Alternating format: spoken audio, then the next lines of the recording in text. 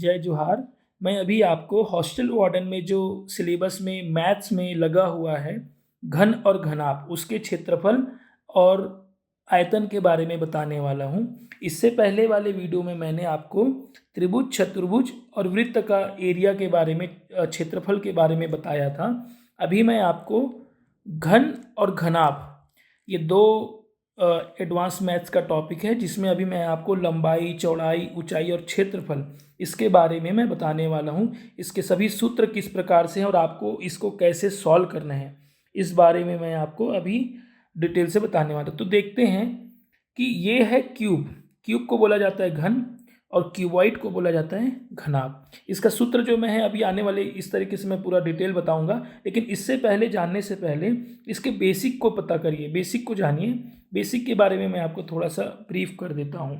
देखिए, क्यूब जो है, क्यूब का जो बेस होता है, इसको जो बेस बोलते हैं, ये स्क्वायर होता है। क्या होता है? स्क्वायर। और इसका जो बेस होता है वो आयत होता है। आयत बोलने से रेक्टेंगल, स्क्वायर बोलने से वर्ग। अब इन दोनों चीज़ों में आपको रिलेट करना है, इससे आपका सारा फॉर्मूला और कॉन्सेप्ट क्लियर हो जाएगा। देखिए, ये जो है, इसमें क्यूब में जो है 8 वर्टाइसेस होते हैं। वर्टाइसेस इसको बोलते हैं 1 2 3 4 5 6 7 8। ये हो गया आपका वर्टाइसेस। ये जो मैंने आपको बताया ये हो गया आपका वर्टाइसेस, इसको बोलते हैं वर्टाइसेस। तो आपको ध्यान रखना है, सेम इसमें भी होता है आयत में। अब यहाँ पे एज की बात करते हैं। एज यहाँ 12 होता है, यहाँ भी 12 होता है। एज आप किसको गिनेंगे? ये वाली लाइन को। 1 2 3 4, सामने 4 हुआ, पीछे भी 4 हुआ। 1 2 3 4, 4 और 4 8 हो गया। और कौन कौन सा बचा आप देखिए, ये बचा, ये बचा, 2 यहाँ हो गया, ये बचा, ये बचा, 2 यहाँ। तो 4 + 4 + 4 12 वर्टाइसेस, सॉरी एजेस हो गए, 12 एजेस हो गए, दोनों में बराबर। ये पेपर में भी पूछ सकता है, इसलिए मैं आपको बता रहा हूँ, आप ध्यान रखिए। देखिए, all the angles equal length, आपको ध्यान देना है। स्क्वायर जो होता है उसके चारों साइड बराबर होते हैं, ठीक उसी प्रकार से क्यूब जो होता है उसके पूरे 12 एजेस बराबर होते हैं। कितना एजेस? 12 एजेस बराबर होते हैं। लेकिन आयत के साथ ऐसा नहीं है। आयत के साथ क्या है?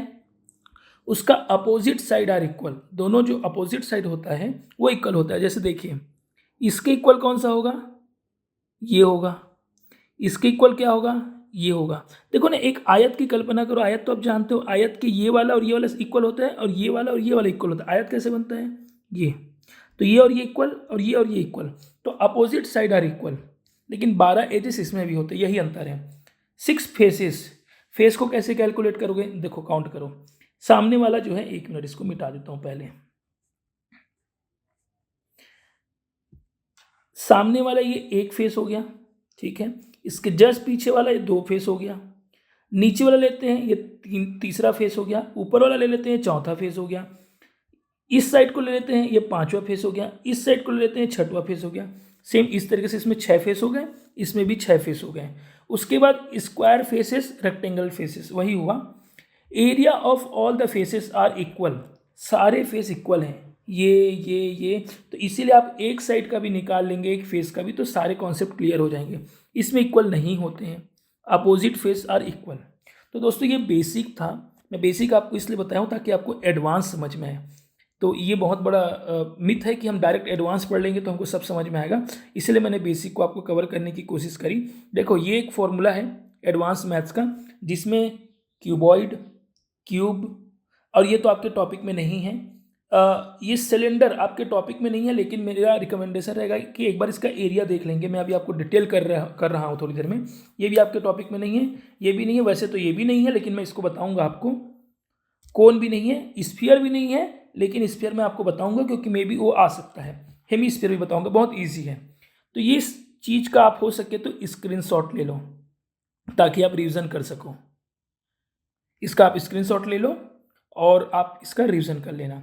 एक चीज़ और आपको ध्यान देना है, यहाँ पे जो मैं बताने वाला हूँ lateral and curved surface area है।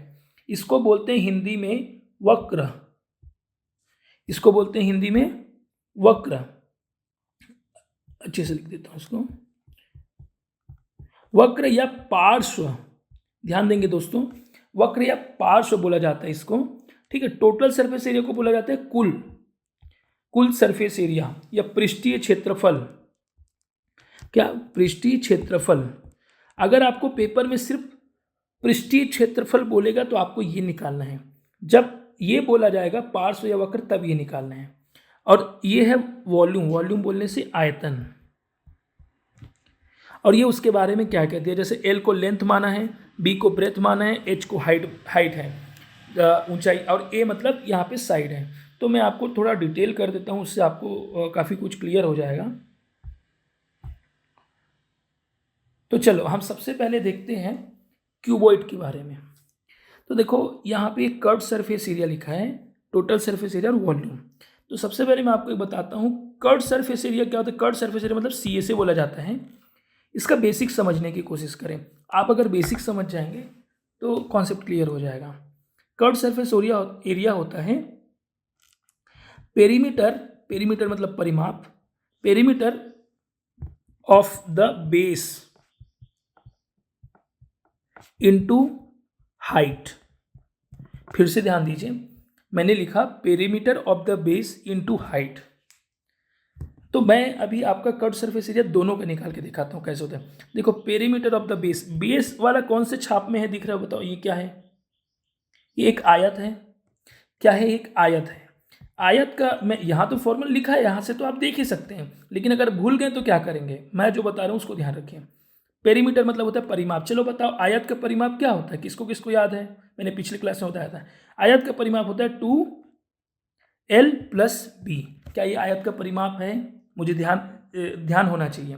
दूसरा ये हाइट। बताइए यहाँ की हाइट क्या है? हाइट क्या है? हाइट h है।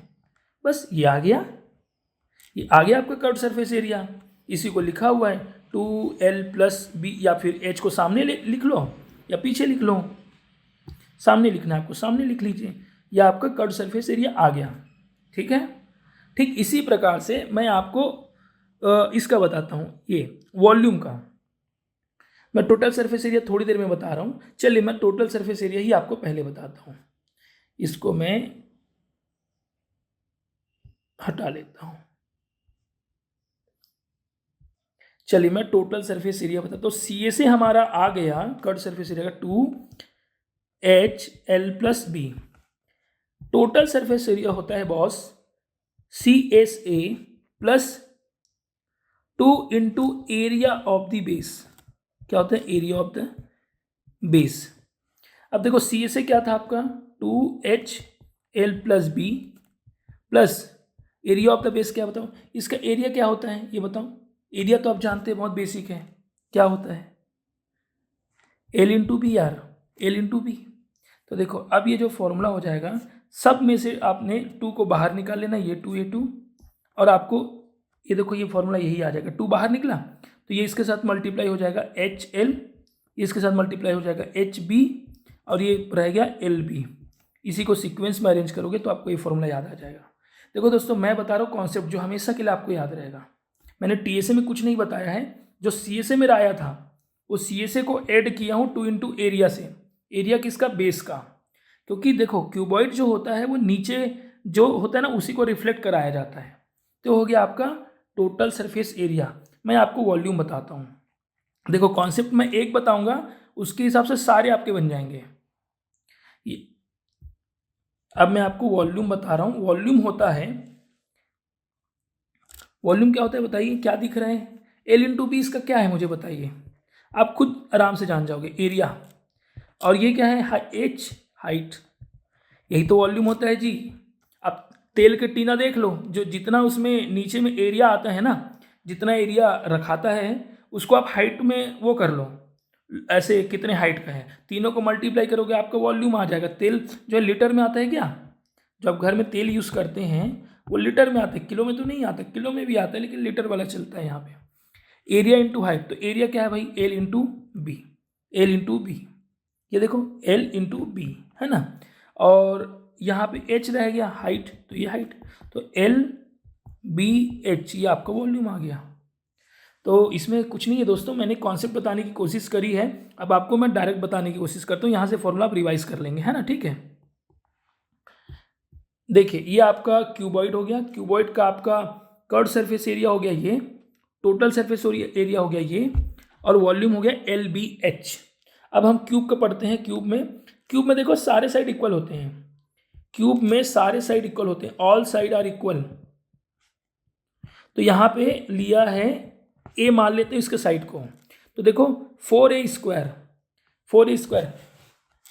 और ये जो आ जाएगा 4A स्क्वायर, इसी में 2 इंटू एरिया जुड़ जाएगा तो 6A स्क्वायर इसका टोटल सरफेस एरिया हो गया। और वॉल्यूम कैसे हुआ है आपको पता है ना, वॉल्यूम जो है A इंटू ए, 3A का स्क्वायर हो गया क्यूब, ये आपका A⁻3, ये हो गया वॉल्यूम। तो इन दो चीज़ों को आप बड़े अच्छे से तैयार करिए, दो चीज़ों में आपका सारा चीज़ हो जाएगा। देखिए क्यूबॉइड का मैंने बताया 2H ब्रैकेट में L+B 2, उसके बाद तीनों को लिख देना है LB + BH + HL, तीनों साइड को 2 कर मल्टीप्लाई करके, और वॉल्यूम लिख देना है ये। क्यूब का हो गया आपका 4A square lateral, 6A square total surface area, और वॉल्यूम का हो गया A⁻3। इसी प्रकार से मैं और आपको बताता हूँ सिलेंडर का।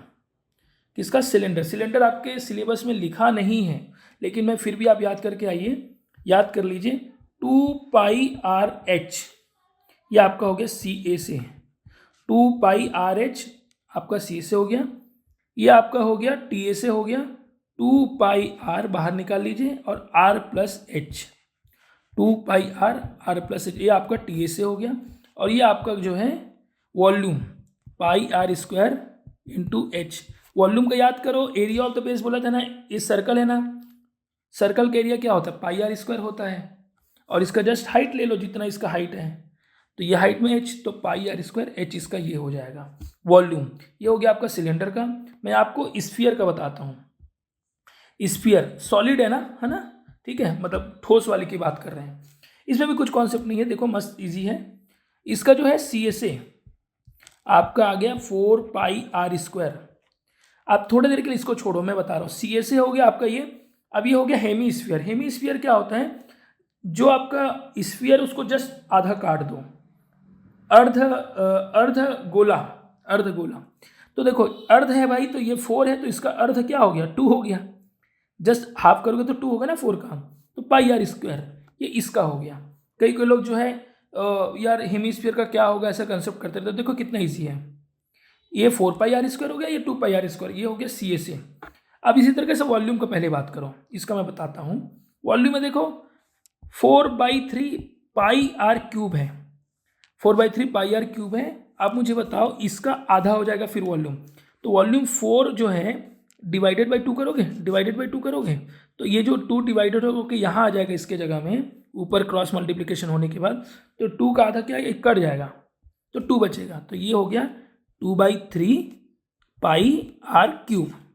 सेम चीज़ है, और यहाँ पे πr³ आ जाएगा, ठीक है। तो यहाँ पे मैं फिर से देख लो, 4/3 πr³ और ये है 2/3 πr³। तो दोस्तों मैं यही बता, अब उसके बाद टोटल सरफेस एरिया देख लो। देखो 4πr² था, इसका चेंज नहीं होता है। स्फीयर का CSA और TSA एक ही होता है। 4πr² इसका भी होता है, 4πr² इसका भी होता है, ठीक है, बस वॉल्यूम चेंज होता है। इसी प्रकार से TSA इसका, किसका? हेमीस्फीयर का, एक कम हो जाएगा, इसलिए हो जाएगा 3πr²। तो आप इसको ऐसे सीक्वेंस में याद करो, ये सीक्वेंस याद करो, ये सीक्वेंस याद करो, ये सीक्वेंस याद करो। इन दोनों का जो है, जो CSA है और वॉल्यूम को ऐसे याद करो, वॉल्यूम वाले पार्ट को, कि भाई ये जो है हाफ हो जाएगा। तो बहुत अच्छे से आपको याद रहेगा, एक फॉर्मूला याद करने से दोनों याद हो जाएगा। TSA को एक कम कर देना है बस, तो ये आपका फॉर्मूला रहा, और जिसमें मैंने समझाने की कोशिश की है। अगर कोई डाउट है तो आप कमेंट करो, और हमारे टेलीग्राम चैनल में मैं इसको अभी फॉर्मूला को पुट कर रहा हूँ। आप A1 नौकरी नोटिफिकेशन करके इसमें लिंक में भी शो भी होगा, तो आप उससे ज्वाइन कर लो, और अगर कोई डाउट होता है तो आप पूछिए। बाकी आप अच्छे से प्रिपरेशन करिए। All the very best, thank you so much.